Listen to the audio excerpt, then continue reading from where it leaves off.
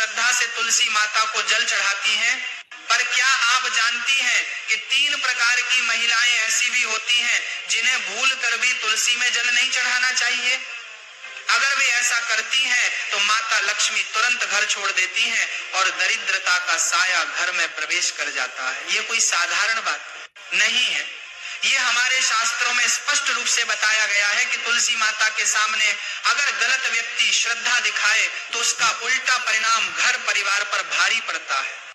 दोस्तों, एक समय की बात है, देवी सत्यभामा भगवान श्री कृष्ण के पास आती है और उनसे पूछने लगती है, हे प्रभु, पहले आपने मुझे तुलसी को जल देने का और तुलसी के पास दीपक जलाने का महात्म्य सुनाया था, किंतु हे प्रभु, आज मैं आपके पास यह जानने के उद्देश्य से आई हूँ कि तुलसी को जल चढ़ाने के नियम क्या है, कौन सी स्त्री तुलसी को जल चढ़ा सकती है और कौन स्त्री तुलसी को जल नहीं चढ़ा सकती, इस विषय में मुझे ज्ञान दीजिए।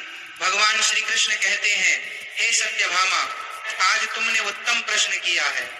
तुलसी को जल देने के महत्वपूर्ण नियम होते हैं। उन नियमों का पालन करते हुए ही तुलसी को जल देना चाहिए। यदि कोई व्यक्ति इन नियमों का पालन नहीं करता है तो उसे महापाप लगता है।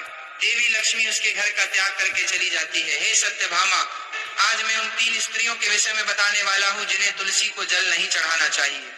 इन स्त्रियों को तुलसी को जल देने का कोई शुभ फल प्राप्त नहीं होता है, उल्टा इनके द्वारा तुलसी को जल चढ़ाने पर उन्हें महापाप ही लगता है। तुलसी को जल चढ़ाने के नियम बताने से पूर्व, हे देवी, मैं आपको सुनंदा का प्राचीन इतिहास सुनाता हूँ, जिसे आप ध्यान से सुनिए। जो भी स्त्री इस प्राचीन कथा का श्रवण करती है उसे तुलसी को 10 वर्षों तक जल देने का पुण्य प्राप्त होता है। इस कथा को जो भी ध्यान से सुनता है और इसका प्रचार करता है उसके दुखों का नाश होता है और उसकी दरिद्रता दूर होती है। देवी सत्यभामा कहती है, हे स्वामी, आपके मुख से इस कथा का श्रवण करना बड़े सौभाग्य की बात है। कृपया आप मुझे वह कथा कहिए, मैं इसे ध्यान से पूरा अवश्य सुनूंगी।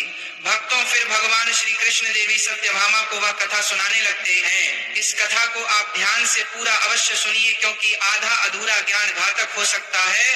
तो चलिए आपको सुनाते हैं वह कथा। भगवान श्री कृष्ण कहते हैं, हे देवी सत्यभामा, पूर्व काल की बात है। दक्षिण देश में एक अत्यंत शोभायमान नगरी थी। उस नगरी में सुदेव नाम का एक ब्राह्मण निवास करता था।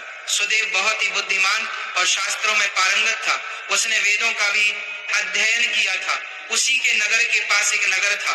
उस नगर में ध्यान शर्मा नाम का एक विद्वान ब्राह्मण था।